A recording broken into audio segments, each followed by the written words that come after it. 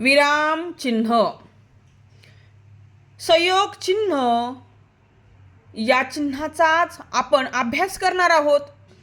लेखन करताना संयोग चिन्ह कधी, कुठे, कसे वापरतात हे आज आपण पाहणार आहोत.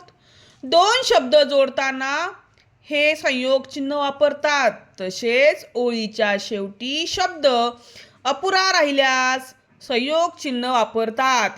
मग कसं ते पाहूया. ती मुलगी शाळेत दररोज येते.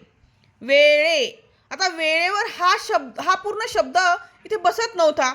मग आपण काय केलंय, संयोग चिन्ह वापर करून अर्धा शब्द वर आणि अर्धा शब्द खालच्या ओळीवर घेतलेला आहे, वर, आणि मग ते वाक्य पूर्ण केले आहे. अभ्यास पूर्ण करते.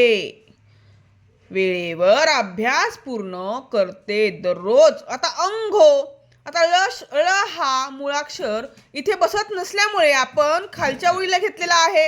अंघोळ करते. आजी सतत वर खाली.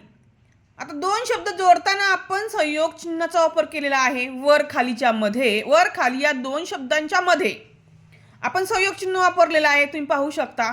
आजी सतत वर खाली करू नको.